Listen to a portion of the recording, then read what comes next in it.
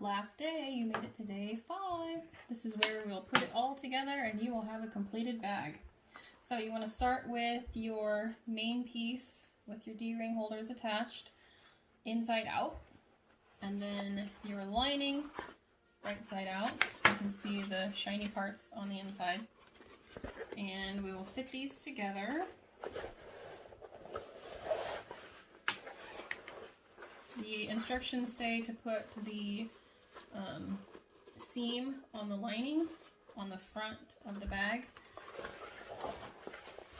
so that when you look in your bag you don't see the seam. So this will be the nice part on this here, matching up with this seam, and the waterproof seam matching up with the front of your bag. So you want to go ahead and clip that all around,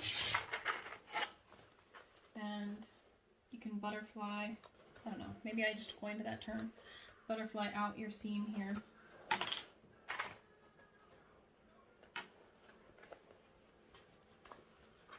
And then make sure you stick this down. Okay, I was talking a little bit yesterday about your strap, so let me go over that carefully because it will matter here. If you are sewing your strap directly into your seam, you don't want the hardware at all. You have to put that in now. So you'll put your whole strap down in here, make sure it's not twisted, and you'll put it on this side, wrap it around to the other side.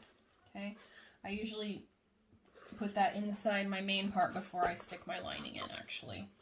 If you're doing your rectangle rings, like I've done on this one, okay, I assembled all of this first and then put this in here. Okay, so if you're doing an adjustable strap with rectangle rings, you'll want to assemble the strap first and put it in now. So you'll need to fast forward to figure out how to put this on. Okay, so let's go with the tutorial instructions first, and then we can do the other ways. Okay, so obviously we want to match these up well and then ease in the rest. And this, I haven't had any trouble with matching this up. It should match rather well.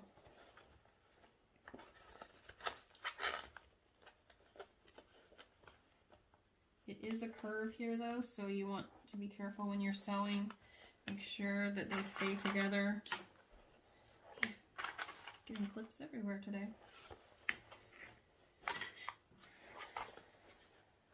Make sure these are down in there.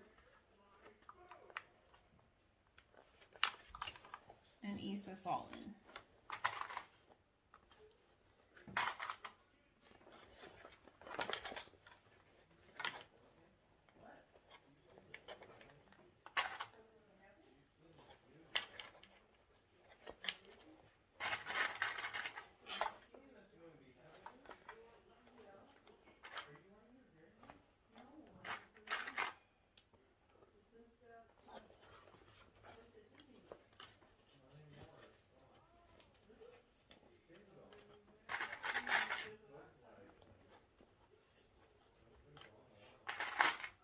Okay, so we will sew this all the way around at 3/8 inch seam allowance.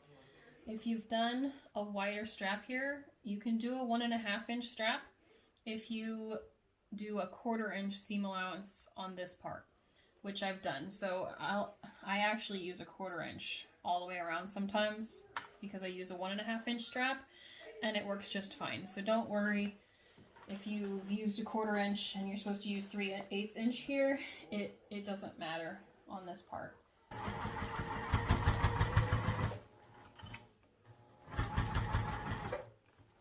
Make sure you put your needle down when you turn. It makes it a whole lot easier. Keeps everything together. And also keep in mind you have a D-ring here, so you can kind of push that over a little bit. And if you have a narrow foot you can use, now's a good time to use it. Okay, you want to work all the way around.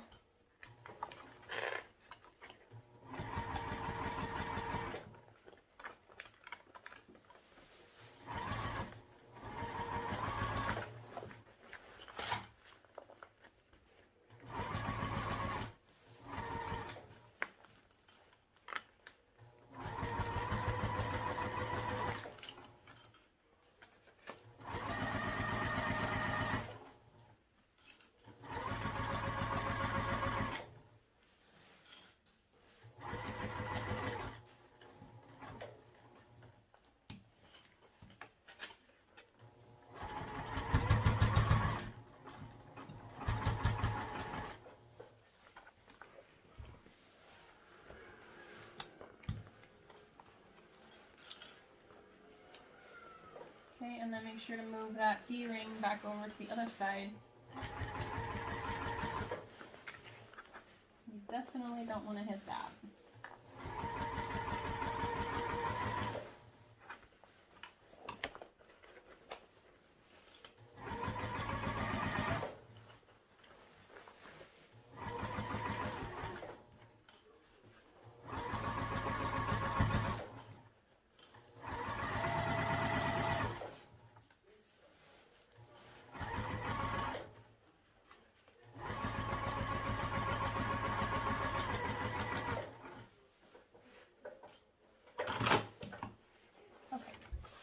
So now we have it all together, and you're probably thinking, oh no, I can't turn it. Don't forget we have that hole in the lining. That's what we'll turn it with, okay? So the next step will be to trim all of this with your pinking shears, just like we did before on the bottom, but don't trim these, okay? Don't trim your D-ring, little leftovers sticking up there. Okay, and also make sure you check for any bobbles too. Sometimes I even turn this, not all the way, but you can kind of at least pull out that top part and make sure, oh, there's a clip down in there. Make sure you've at least caught everything on that top seam, because you want to make sure that part really looks nice. So I kind of like to pull this out a little bit and just check my work before trimming it.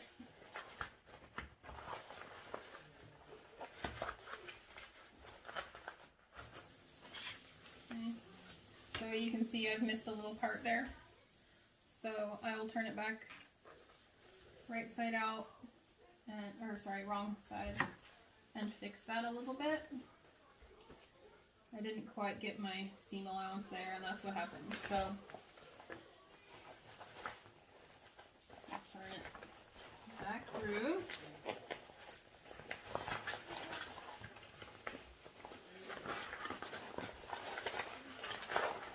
I kind of thought that might be the case because I didn't quite catch it there.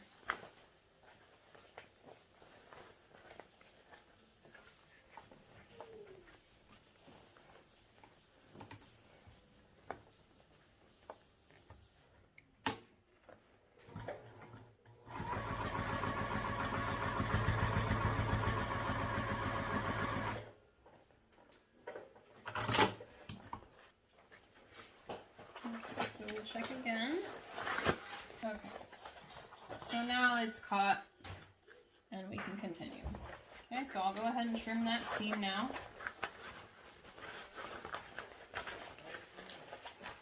It just helps reduce the bulk there. So I went ahead and trimmed the edges. Now you want to pull this all the way out. Your lining all the way out of your main bag. And then I'm going to stick your main part up through that hole. I usually start with the pocket because it's the bulkiest part. And once you get that through, it's kind of home free.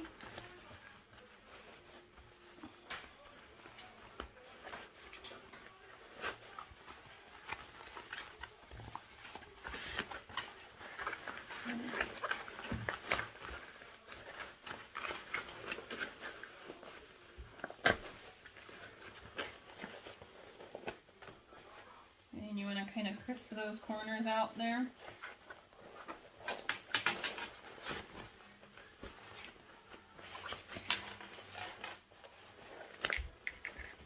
There too. Okay. Now, this part you can make a decision on how you want to close up your hole. Okay, so you can hand sew this. You can do a ladder stitch, and that's when you go in one side and the other and you go back and forth. But it's pretty hard to do that with a needle. So I'm just going to close it up and get the same seam allowance like this. Sorry, the cat knocked something down. A cat, not a kid that time. And I'll just sew it with my machine. Just a little bit, so it doesn't make too big of a pucker. I'll sew it down here.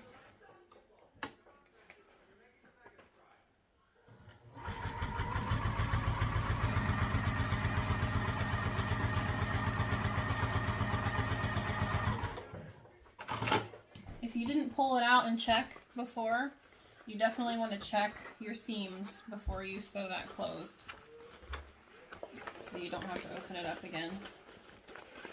Okay, and then stick your lining down inside.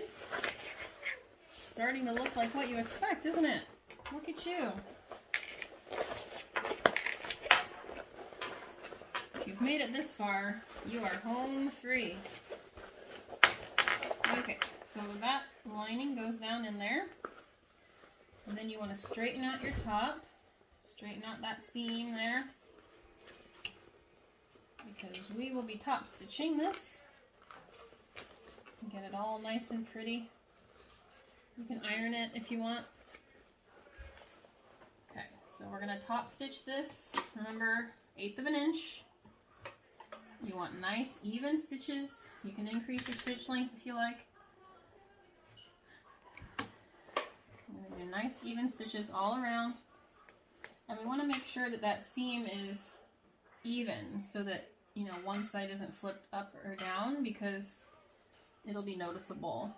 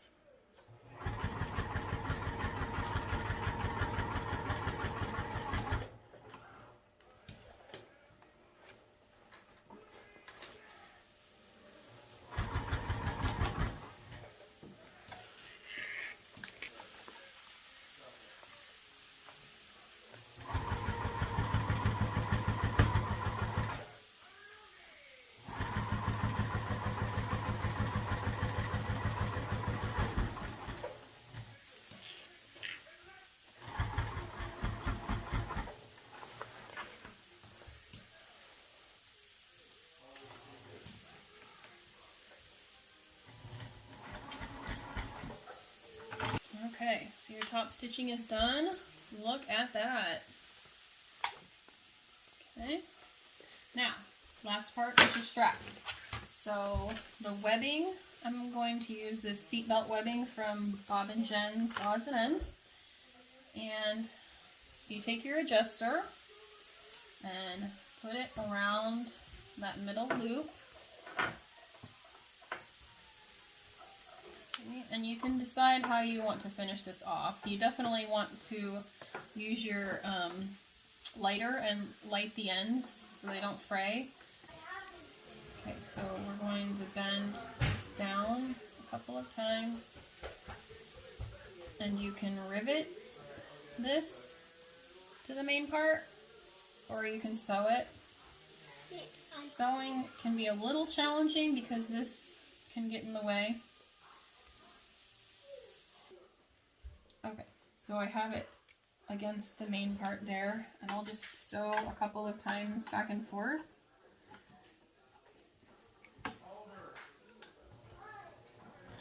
Do this carefully so you don't break anything on your machine.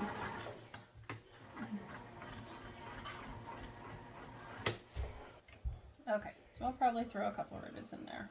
The next part is to take your D-ring and slip it on.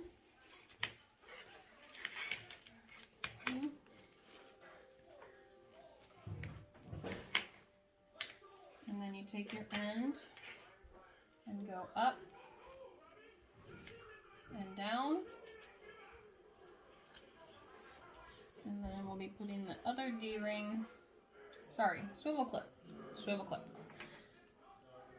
on this side. And again, you can rivet here if you want, or you can just sew, either way.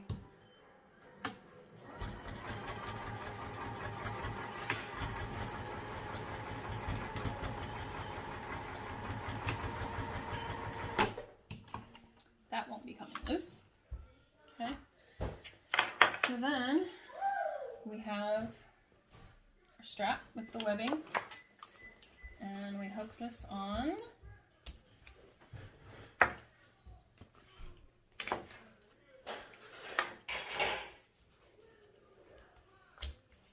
And your bag is done. Okay, one other option if you want to make your own strap, like I've done here. I actually used my waterproof canvas on the back and then my main fabric for this part. Cut whatever you want for the back, 3 inches wide by the length. This time I just did the width of the fabric actually. It just seemed easier to cut it at the width of the fabric. And I did this one at the width of the fabric too. So you want to cut this one at 3 inches and the top one at 2 inches. And just like we did those D-ring holders, you fold them to the middle and then sew them together. So the seams for them, the raw edges are on the inside, and so you can't even see them. Okay, there's nothing raw on the back. I've just sewn down each side. Okay. All right, I hope you all had fun. I hope you're happy with what you've done and you're excited to make more. Keep in mind these fabrics will be on pre-order for our Black Friday sale. So look for that album and announcement coming very